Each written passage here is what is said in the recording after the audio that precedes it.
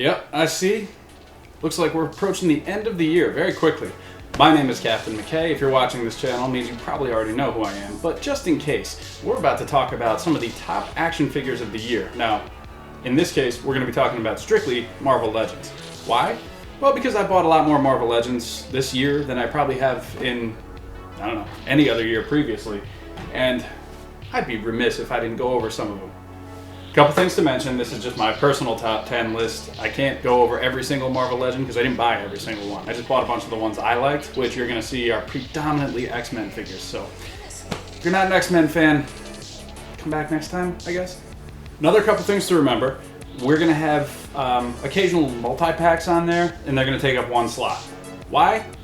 Because it's my list. And plus, I want to give you a little more bang for your buck, you know? Like, you paid for a top 10 list. You didn't pay for it, but you know what I mean. You clicked on a top 10 list, you're going to wind up with more than that. So what we're going to wind up with here today is a nice look back at 2019's Marvel Legends offerings. I think they did a great job on a lot of the figures. And if you think so, leave a comment. Or if you have different Marvel Legends that you like better than the ones I'm about to pick, leave those in the comments too. Let's get talking. Let's have a dialogue. That's what social media is all about. Not all that arguing and crap that people use it for. Come on, that's garbage. Do better. Be better. So with that out of the way, here come my top 10 Marvel Legends picks of 2019. In no particular order. It's not going to be like 10 through 1 because I just didn't come up with a system for ranking them like that. So, my bad. But here you go. Enjoy. Let's start with a couple of runner-ups. These are 4 figures that I really did like this year, but just barely didn't make the top 10 for whatever reason. We got Captain America from the 80th anniversary wave, which is a really, really nice figure and probably the best classic Captain America we have. Some people don't like the dark blue, but personally, I don't mind it. I think it's a great figure.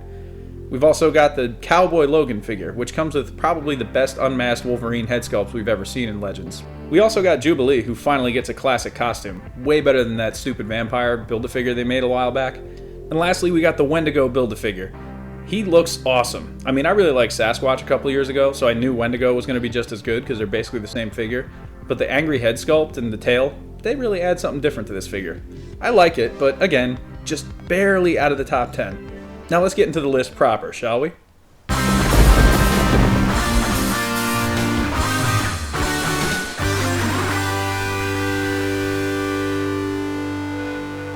Nightcrawler's another figure that fans have wanted to see upgraded for quite a while.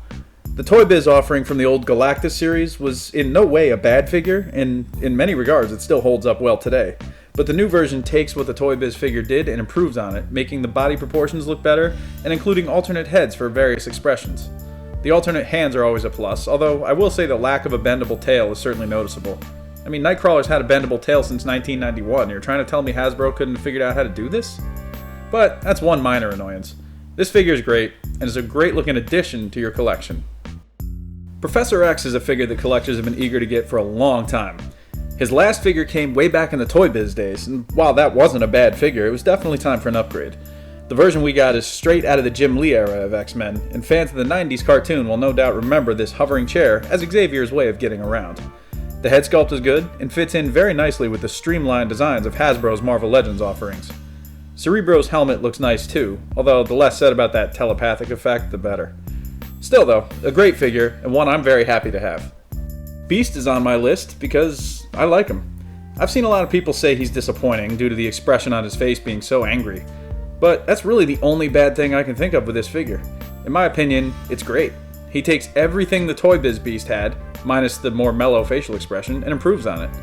The articulation is through the roof, which is great for such a large character. I do wish the figure was slightly shorter, since Beast isn't really meant to be taller than the other characters, just stockier.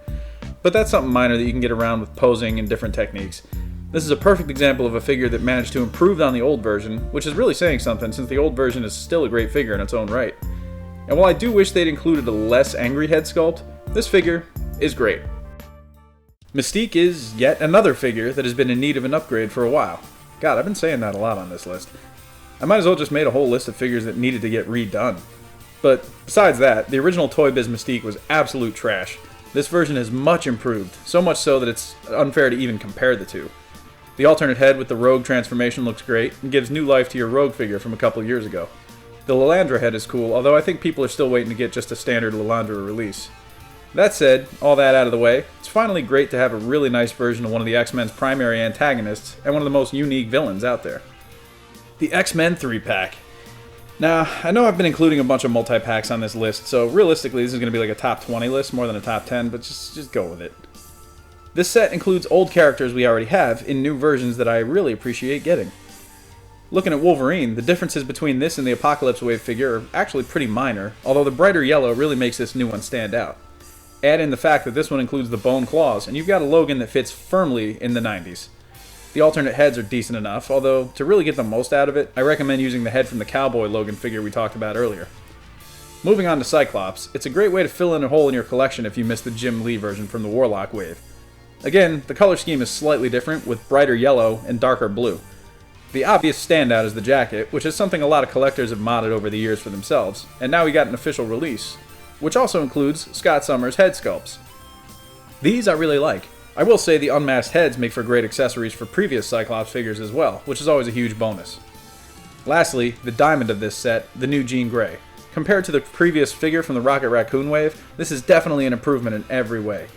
Her cartoon-accurate ponytail head sculpt looks great, and the flowing red hair from the comics is also very nicely done. The more updated body sculpt has much better proportions to reflect that comic book style, and she looks great displayed with her teammates, or in the middle of this eternal love triangle. Silver Samurai. What can I say? I love how this figure turned out. He's a pretty old school villain who we surprisingly haven't seen a figure of in the Legends line, at least not that I can recall. The way Hasbro sculpted the armor really works pretty well, and the articulation is surprisingly good for a figure this size.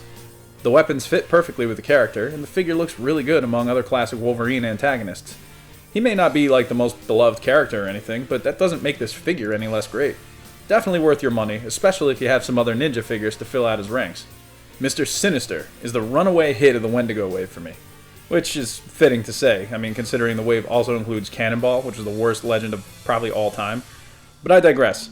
The last Toy Biz Sinister figure was good for its time, although the lack of articulation in the wrists in particular was puzzling, and surprisingly limited the figure's posing options. This new one possesses no such limitations. The darker paint scheme makes him look a little more classic X-Factor Comics version to my eye, which differentiates him from the original version enough where it would warrant a purchase even if you still do like the Toy Biz figure. Overall, very nice figure, and a well-made update to such a classic villain. Storm is a figure that fans have been really waiting for. And we've seen a couple versions of Storm over the past few years, and while I do like the punk rock mohawk version we got in the Apocalypse Wave, the true standout version of Storm that always pops into my head is the X-Men animated series version. Hasbro made a great figure here, and fans know it, since this became the hardest figure to find from the wave. Her cape well, it's not good. Not at all. But that's a minor gripe, considering the strength of the rest of the figure's qualities overall.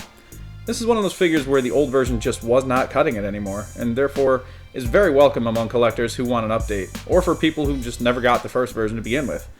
I like it, and it'll be great to see the black costume version when that releases later next year. Colossus vs. Juggernaut. Now here's a unique set in that it includes a previously released Build-A-Figure along with a brand new fan favorite character. This isn't the first time Hasbro's done this, as we've seen the Hulkbuster Build-A-Figure released again in a 2-pack. However, this version of Juggernaut far surpasses the original version in my opinion. The reddish color, the larger helmet, the swap-out hands make him far more fun than the one from a couple of years ago. And as good as he is, the Colossus is just as good. You may recall I had a previous version of Colossus as a top figure from 2017, and this version is even nicer than that. The shinier metallic paint really pops, and the classic costume fits in great with the classic X-Men setup. Now previously to this, the Marvel Select Colossus was my go-to for the classic look, and while that still is a great figure, this new one scales better with the other legends, as well it should. Overall, this set is great. A fan-favorite classic character with an updated villain that's even better than the previous version. A definite highlight of the collection. The X-Factor 2-pack came out during a time when the multi-packs were hitting the shelves hard. These versions of Havoc and Polaris are the ones I remember best, since, let's face it, I was a big fan of the cartoon and whatever comics I can get my hands on in the early 90s. The brother of Cyclops and the daughter of Magneto have had figures released in previous waves, but they weren't as memorable to me as these new ones. The sculpt on Havoc in particular is great, with the jacket and head both looking really good. I really wish they'd used this hair sculpt for Gambit instead of what we got. People were bothered by the lack of cuffs on the gloves, which made the wrists look kinda off, but if you swap the retro wave Wolverine cuffs onto him, that fixes it right away. As for Polaris, she's a very appealing figure. The hair is sculpted really nicely, and the figure poses as well as you'd expect for a female Legends figure. It's going to be great to see more X Factor figures in the future, and completing this team will make for a really, really cool looking group in my opinion. Great figures. What a rundown. Let me tell you, Marvel Legends, they really hit a stride with me previously this past year, and those X-Men figures that we saw. Which ones did you like best? Which figures did you have in your collection this past year? Or which ones are you interested in buying? These are the kind of conversations I'm here to have. So, leave me a comment, let me know, share this video, like, subscribe, do all the kind of stuff that YouTube people usually beg you to do, and let's get talking. And keep in mind that this is just a Marvel Legends video. I've got another top 10 video coming that's gonna pretty much encompass everything else that isn't Marvel Legends. So, rest assured, I'm gonna have different figures represented on another list in the future. So, look for that. I don't know when to tell you to look for it, but hopefully not too far from when you're seeing this video. That said, my name is Captain McKay. This has been the top 10 Marvel Legends of 2019. And it wound up being more than that, but, whatever. Flag me for false advertising, I guess. Until next time, thank you for watching my channel. Thank you for tuning into my animations and following me on Instagram and Twitter here. I don't use Twitter much, but, whatever. Follow anyway if you want. Finding me on Facebook over here, and making sure that you stay up to date with all the animation projects that I'm doing, because I'm working on a big one, and when that comes out, I'm going to be very happy to be done with it, because it's very time consuming, but it's going to be good. Anyway, thank you for watching. We'll see you in the next one.